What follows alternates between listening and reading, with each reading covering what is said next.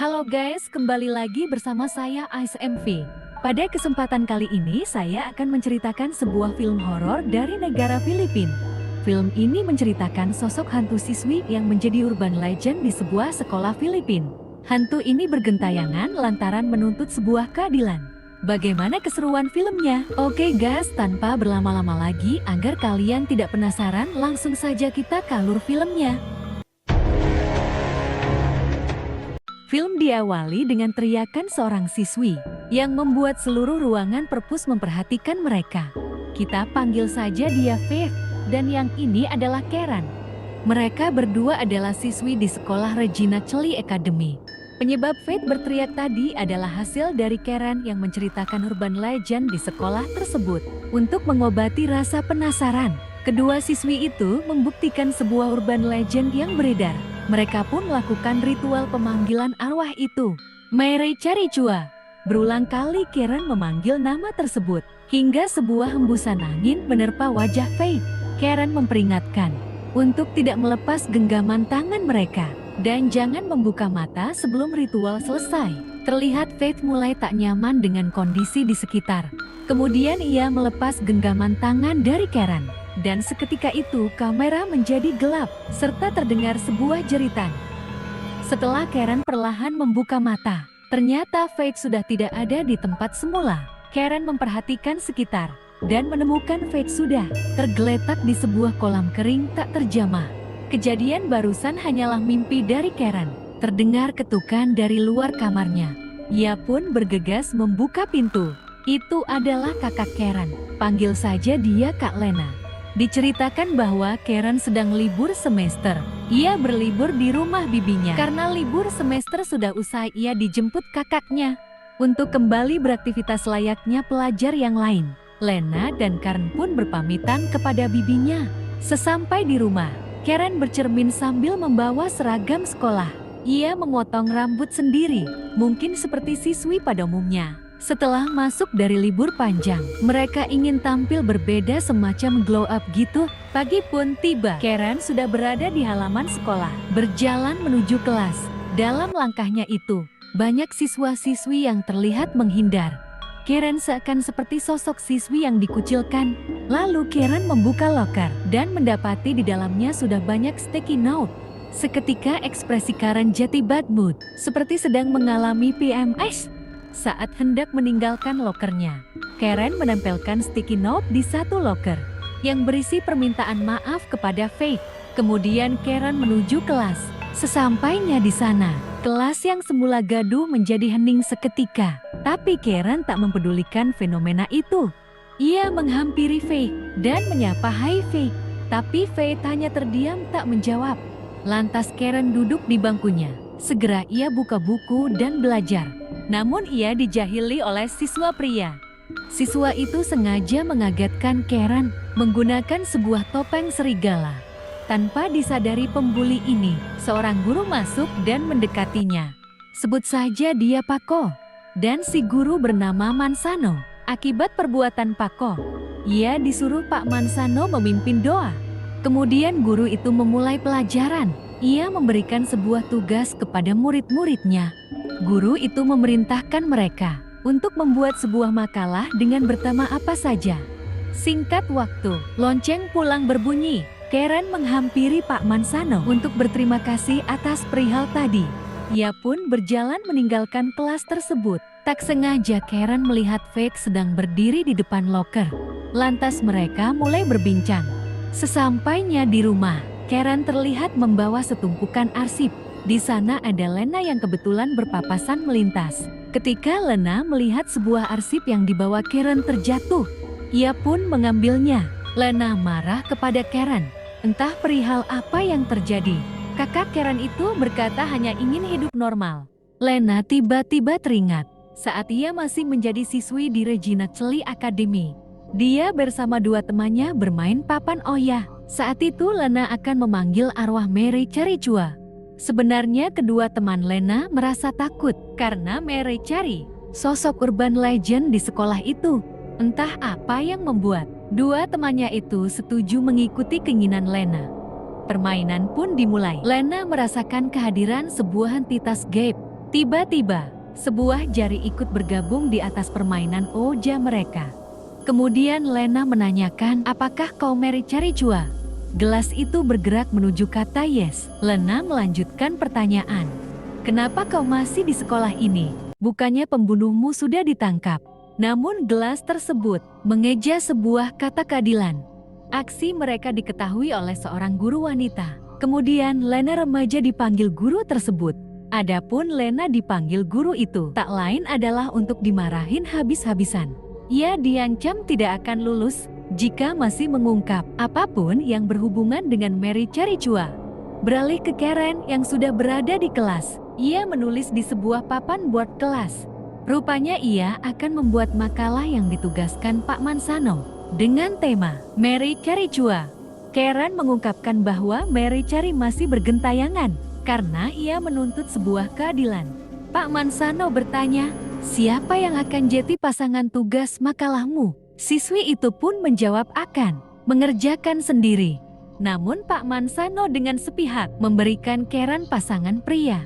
Dia adalah Pako, si anak nakal yang membuli Karen di awal scene.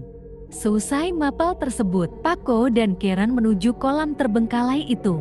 Mereka berencana memanggil arwah Mary dari gelagat Pako.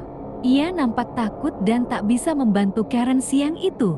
Karen tak gentar sedikit pun. Ia tetap melanjutkan ritual, walau hanya seorang diri. Namun pemanggilannya tersebut tak membuahkan hasil. Kemudian Karen melanjutkan penelitian itu dengan mendatangi perpus sekolah. Di sana ia meminta petugas untuk memperlihatkan sebuah foto angkatan dari Mary. Petugas itu pun mengambilkan sebuah album foto lawas. Dan tanpa diketahui sang petugas, Karen mengambil satu foto album tersebut. Karen berdiskusi dengan Pak Mansano terkait foto yang diambilnya. Ia pun memperlihatkan berkas arsip dari Emilio Baldonado. Ia adalah tersangka pembunuh Mary Cherry. Sampai akhir hayat, pria itu menyangkal jika dirinya tak membunuh Mary. Karen juga menjelaskan bahwa 6 tahun lalu, sekelompok siswi pernah memanggil arwah Mary. Para siswi itu pun berhasil bertanya kepada arwah tersebut perihal tentang kematiannya.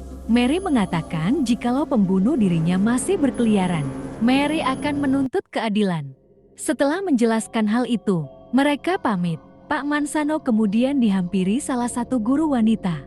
Guru itu bertanya, apa kau yakin membiarkan muridmu menyelidiki kasus itu? Dengan santai Pak Mansano pun menjawab, mereka siswaku, jadi tolong mundur. Setelah itu, Karen mulai melakukan observasinya dengan mewawancarai para guru dan pegawai-pegawai di sana. Namun sayang, ia tak menemukan petunjuk apapun. Tak sengaja Karen bertemu Faye. Sedikit perbincangan di antara mereka. Kamera berpindah ke sebuah kelas dengan 2 siswi yang sedang piket kebersihan. Mereka berbincang mengenai Mary cari Chua. Bahkan satu dari mereka tak percaya tentang urban legend yang beredar. Di tengah perbincangan, ia menyuruh temannya untuk berhenti menangis. Temannya tersebut merasa aneh karena ia tidak sedang menangis. Ternyata tangisan itu berasal dari sebuah kursi kosong di sana. Lantas kedua siswi itu berteriak dan kabur terbirit-birit. Keesokan paginya, di sebuah kamar mandi menampilkan seorang guru wanita yang sedang cuci muka di wastafel. Ia merasakan punggungnya berat, ternyata ada sosok hantu menyeramkan nemplok ke tubuhnya. Di kelas ketika pelajaran dimulai, sebuah kertas bergelinding menuju bawah kaki Karen. Itu bukan kertas contekan ya guys.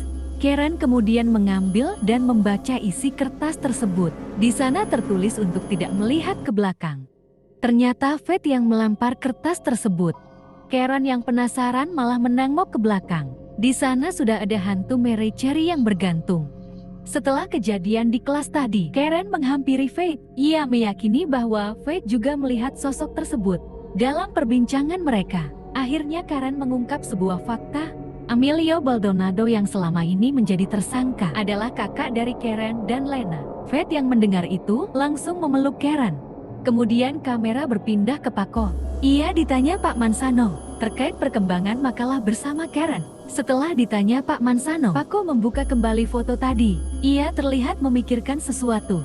Hari telah berganti malam. Seorang security sekolah bertugas keliling dan menemukan siswi yang masih berada di sana.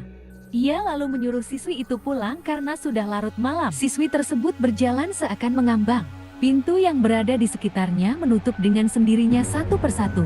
Kemudian kamera berganti menampilkan Karen dan Vi. Mereka berada di sebuah panti jompo, sedang menyambangi seorang wanita tua yang berada di kursi roda. Wanita tua tersebut adalah alumni guru dari Chili Academy. Mereka berdua terus mengkorek informasi tentang Mary Cherry dari wanita tua ini dengan antusias. Guru tersebut menceritakan mantan muridnya, tetapi setelah Karen bertanya, "Apakah ibu yakin Emilio yang tengah membunuh Mary?" Guru tersebut tiba-tiba terdiam membisu. Perawat pun menghampiri dan mengatakan sudah waktunya pasien istirahat. Di sisi lain, Pak Manjano diingatkan kepala sekolah atas tindakan Manjano. Kepala sekolah khawatir terbongkar sebuah fakta kelam dari kisah sekolah tersebut. Pak Manjano yang mengerti dengan keadaan itu, akhirnya meyakinkan kepala sekolah akan mengatasi hal ini. Beralih ke Karen lagi guys, ia tak capek untuk terus mencari informasi. Siswi cantik itu mendatangi kembali perpustakaan. Di dalam perpustakaan yang sunyi, tiba-tiba Karen dibekap dan ditarik oleh arwah Mary Cherry. Sebangun Karen dari pingsannya, tergeletak di hadapannya sebuah buku yang terselip surat milik Mary Cherry. Lantas Karen bergegas masuk kelas. Di sana sudah ada Pak Mansano yang memulai pelajaran. Pak Manjano mengumumkan bahwa tugas makalah yang berlangsung akan diganti dengan tugas membuat puisi ataupun cerpen. Sisi kelas pun sangat kecewa dengan peralihan tugas yang sudah lelah mereka kerjakan. Terlihat Karen sangat menentangnya. Guru itu menuturkan kepada Karen, "Jika masih keberatan temui saya di kantor." Karen pun menemui Pak Manjano di ruangannya. Ia menuturkan bahwa kehendaknya mensupport Karen. Namun pihak sekolah menentang dan Manjano tak bisa berbuat apa-apa. Mansano pun penasaran, kenapa Karen kekang ingin melanjutkan makalah tentang urban legend itu. Sebuah surat dikeluarkan dari tas dan Karen memberikan pada gurunya tersebut. Ternyata surat itu berisi tentang kehamilan Mary. Oka adalah nama yang disebut pada surat Mary. Karen menuturkan akan bicara dengan arwah Mary untuk meminta penjelasan dan kebenaran. Tiba-tiba dengan antusias, Pak Guru ini akan menemani Karen dalam aksinya. Ia berkata untuk tidak memberitahu siapapun. Arwah Mericua pun kini semakin berani menampakkan wujud. Terlihat seorang petugas sekolah tersebut didatangi. Wanita itu kemudian terkena serangan jantung dan meninggal di tempat. Setelah di rumah, Karen tengah menghidangkan masakan untuk kakaknya tercinta. Tanpa sengaja, Lena melihat nilai dari Karen yang gagal dalam ujian. Karen menjawab dengan santai bahwa ia bisa mengejar ketertinggalan. Lena mengingatkan ayah ibunya kerja ke luar negeri supaya mereka bisa hidup sehari-hari. Kenapa kau sia-siakan? Kemudian kakaknya itu menyinggung soal makalah Karen. Lena menyuruh Karen untuk berhenti mengusut Mary Cherry demi kebaikannya sendiri. Tapi Karen tak menghiraukan ucapan Lena. Bahkan, Karen menyerang balik Lena dengan menyebutnya pengecut. Kakak adik itu berdebat mengenang kakak mereka yang telah tiada. Hingga pada akhirnya, Lena menuturkan tidak ingin kehilangan saudarinya itu setelah ditinggal mati kakak tercinta. Keesokan harinya, Karen dan Mansano sudah berada di kolam terbengkalai itu. Karen mulai menyalakan lilin, kemudian mengulurkan tangan pada Pak Mansano. Ia mengatakan, apapun yang terjadi jangan lepas dan buka mata selama ritual berjalan. Manjano hanya mengangguk. Mary Cherry Chua, kata tersebut diucapkan Karen, bertujuan memanggil arwah Mary. Seketika hembusan angin menerpa wajah Karen, seakan berpindah alam. Karen mengatakan ia datang bersama Oka. Mansano yang mendengar itu, membuka mata. Karen melanjutkan bahwa Mansano berbohong tentang foto itu. Sebenarnya Manjano adalah salah satu orang yang berada di foto tersebut, dan tak lain. Manjano juga ayah dari bayi Mary yang belum lahir.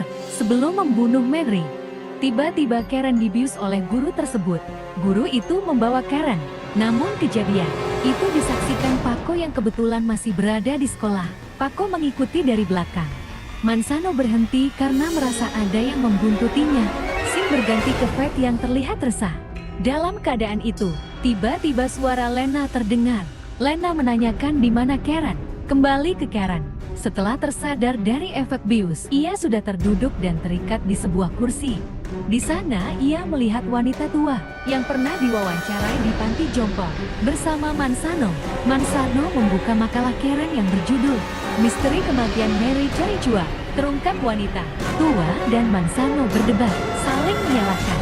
Ternyata wanita itu adalah ibu dari Mansano. Wanita itu menyuruh Mansano untuk membunuh Karen, seperti yang Mansano lakukan terhadap Mary. Mansano membantah, ia tak membunuh Mary, itu hanya sebuah kecelakaan, ucapnya kemudian.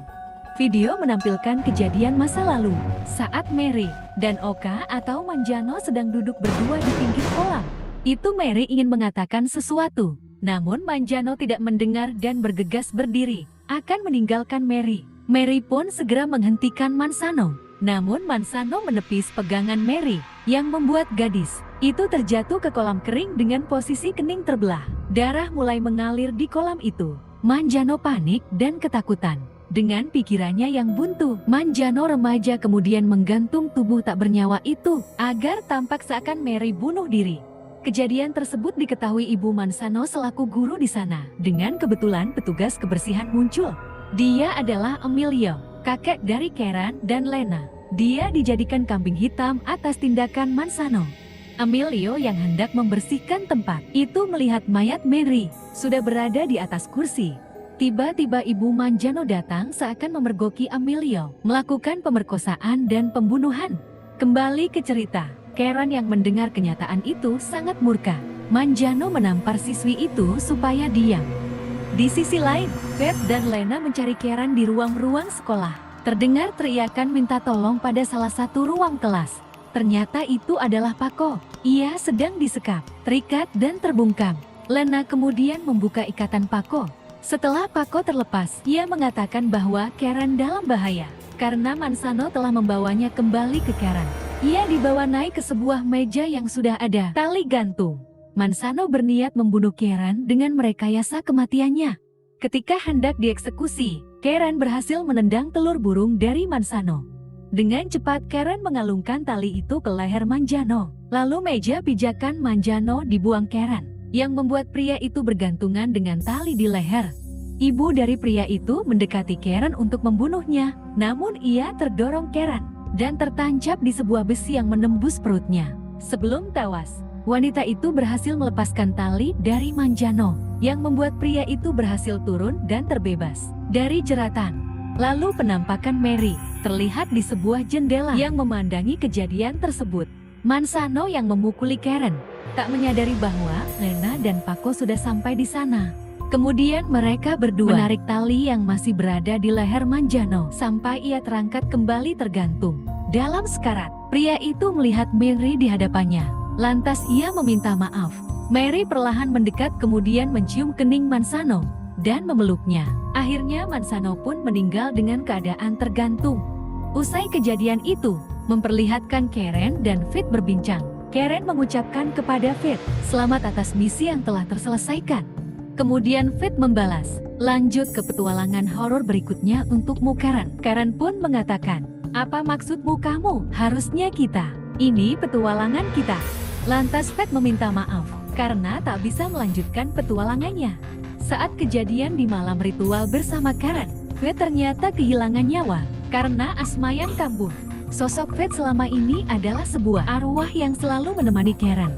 Mereka berdua saling berpelukan, dan Fit perlahan menghilang dari pelukan Karen.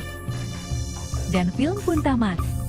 Di akhir video, akhirnya kasus pembunuhan Mary Chua terungkap, nama Emilio Baldonado kembali bersih dari tuduhan yang keji itu. Nah, sekian dulu alur cerita film kali ini guys. Gimana menurut kalian semua? Kalau kalian misalkan suka boleh banget minta like-nya. Dan jangan lupa subscribe aja.